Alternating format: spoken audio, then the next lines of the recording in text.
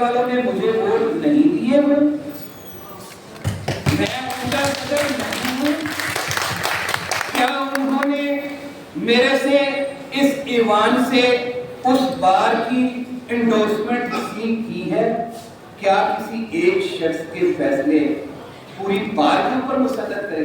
میں کسی بات کو کنفرنٹ نہیں کرتا، میں سب کو سچ کہتا ہوں۔ میرا صرف ان جوڈیشری سے مطالبہ ہے کہ کیا آپ نے بھی قانون، آئین، روایات کو صرف پامال کرنا سیکھ لیا؟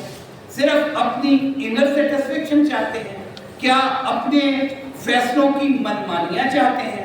کیا اپنی ذاتی خواہشات کی تکمیل چاہتے ہیں؟ نہیں، ایسا نہیں ہوگا۔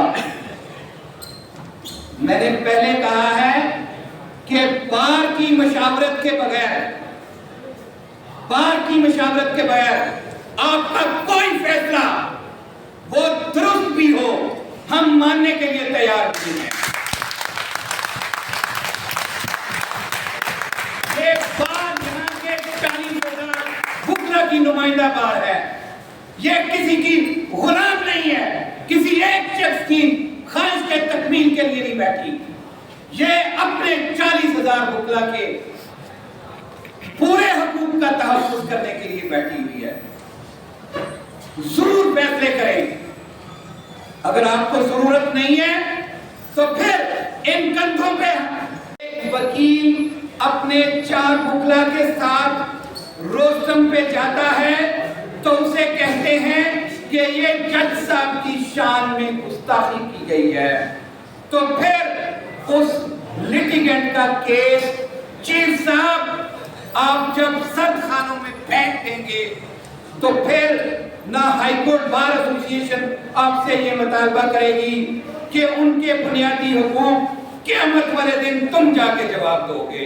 ہم جواب دے نہیں ہیں، ان کے بنیادی حقوق جب سلب ہوں گے تو پھر آپ کو اس کا جواب دینا ہوگا۔ پھر ہمارا فرض تھا کہ آپ کو بتا دیں کہ آپ کی عزت اتنی بڑی ہو گئی ہے کہ آپ لوگوں کے بنیادی حقوق بھی سلب ہونے دیں گے، پھر آپ ان کے کیسز تک نہیں لگائیں گے، کیونکہ آپ کو پسند نہیں ہے کہ کسی وکیل نے اونچی آواز میں کیوں کچھ کہہ دیا، کسی وکیل نے اپنی بات کو ذرا زور سے کیوں کہہ دیا، اپنے وکیلوں کے ساتھ وہ روستم پہ کیوں کھڑا ہو گیا۔ یہ سمجھ سے بالا تر چیز ہے۔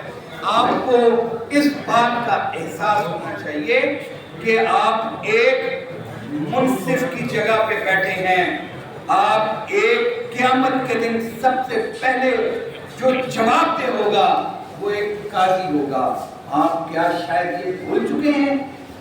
پھر اس کے ساتھ ساتھ جب ایڈمنسٹریٹو کام ہی یہ ہے بینچز کی تشکیل، اور اگر ایڈمنسٹریٹو کام ہی یہ ہے کہ ایک ضلع اور ایک تحصیل کو کسی اور کے ساتھ بتانا ہے، تو پھر آپ نے میاں والی یا بھگت سے